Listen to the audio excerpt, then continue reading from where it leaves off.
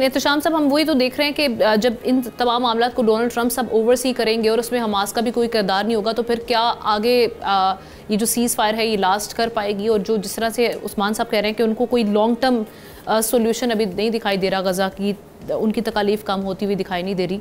साथ ही साथ इसके साथ ही ऐड ऑन कीजिएगा जो हम ईरान वाला मामला भी डिस्कस कर रहे हैं कि आयतुल्ला ख़ामनेई पहले भी बहुत बार कह चुके हैं, लेकिन अब उन्होंने क्लियरली कहा है कि अगर आप ये समझते हैं कि आपने डिस्ट्रक्ट कर दिए हैं हमारे न्यूक्लियर वेपन प्रोग्राम को, तो ये आपकी खाम ख्याली है। सो यहाँ पर आप क्या हालात बनते हुए देख रहे हैं? क्योंकि यहाँ पर हम ये भी देख रहे हैं कि एनालिस्ट कह रहे हैं कि हाइपर इन्फ्लेशन ईरान में बढ़ता हुआ जो हम प्रेशर देख रहे हैं उनके ऊपर सैंक्शंस का, तो उसके नतीजे में आने वाली हैं। तो फिर क्या ये गिव अप करेंगे? लेकिन उनकी तो बॉडी लैंग्वेज बड़ी इस वक्त हम देख रहे हैं कि मजबूत है और काफ़ी दिखाई दे रहे हैं वो स्ट्रॉन्ग इस मामले में। ये हम ना ईरान से ही बात शुरू कर लेते हैं। आपने ईरान पे बात की, गज़ा पे मैं आ जाता हूँ। देखिए, ईरान के वाले से तो ज़्यादा परेशान कुन बात यह है कि एक बड़ी कम्प्रिहेंसिव, आपने देखा पिछले महीने इंटरनेशनल एटॉमिक एनर्जी कमीशन के साथ इनका मुआहदा हो गया था। ये ईरान पे हमलों के बाद अब ये लग रहा था कि जी अब किसी ना किसी तरीके से ईरान अपना प्रोग्राम, जौहरी प्रोग्राम को चला पाएगा और इसकी एश्योरेंसेस रेगुलरली वो देता रहेगा। उनके नुमाइंदे पहले जो उनको भेज दिया गया था कि नहीं ईरान में आएंगे, वो आते रहेंगे। एक महीने के अंदर अंदर इस डील से बाहर निकलना ना, ये बहुत ही परेशान कुन है।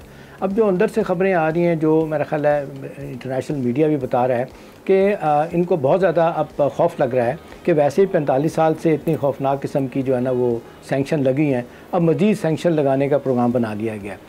और मेरी भी कुछ इतलात यहाँ सफारती ज़राए यहाँ पे बताते हैं कि ईरान के साथ कोई हाथ होला नहीं रखा जाएगा, क्योंकि उस हवाले से तो उनका वही है कि जी ईरान को अंडरमाइन करने के लिए ज़रूरी है कि वो खुशनुदी पूरी की जाए इज़राइल की। तो यहाँ तो मुझे नहीं लगता कि ईरान के लिए आमना को अच्छी खबर है, इतनी आसानी वाली बात है।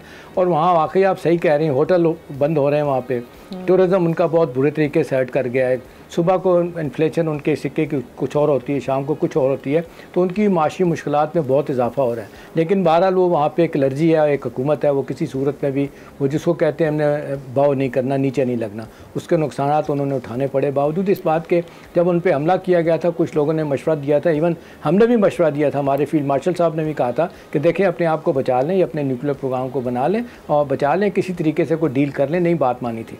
अब आ जाए गज़ा पे। देखें, हम ना इसमें कोई शक नहीं है कि ट्रंप फैमिली के कारोबारी मफादात अपनी जगह है, लेकिन अब मसला ये है कि प्रेसिडेंट ट्रंप की अपनी सियासी साख का भी बड़ा मसला है। देखिए, आपने मंडे वाले दिन जैरेड कुश्नर भी गए और स्टीव विटकॉफ भी गए, लेकिन उनको उन्होंने घास नहीं डाली, बात ही नहीं मानी। और फिर आपने देखा जेडी वांस बैठे हुए हैं।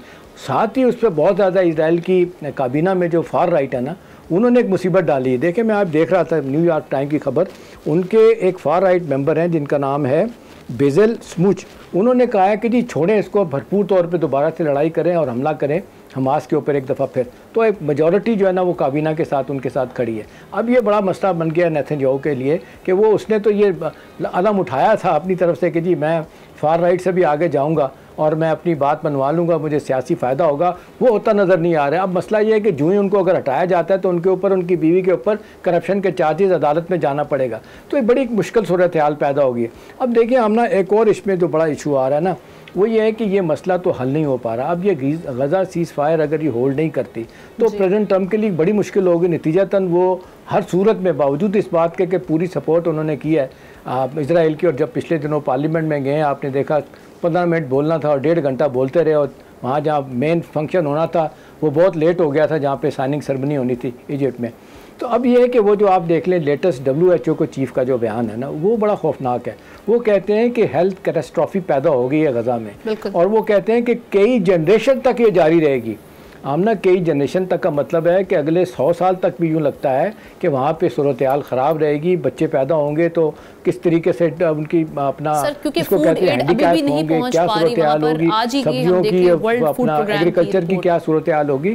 तो इतना आसान नहीं लग रहा, और ये बहुत बड़ा टेस्ट केस है प्रेसिडेंट ट्रंप के लिए कि वो किस तरीके से इनको मनवाते हैं। हाँ, ये हुआ कि दोनों तरफ से खिलाफ वर्जी की गई, लेकिन 2 लोग मारे गए थे रफ़ा में, 2 फौजी इनके इजराइल के। उसके जवाब में उन्होंने बड़ा भरपूर हमला करके 13-14 बंदों को मारा, और उससे पहले 30 लोगों को मारा। अब यह है कि मामला अगर बिगड़ता है तो मेरा ख्याल है ये रीजन के लिए परेशान कुन बात होगी। मिडिल ईस्ट के सारे प्लेयर अब परेशान है कि अब क्या करें। जी सब्सक्राइब करें और बेल दबाएं ताकि कोई खबर रह न जाए।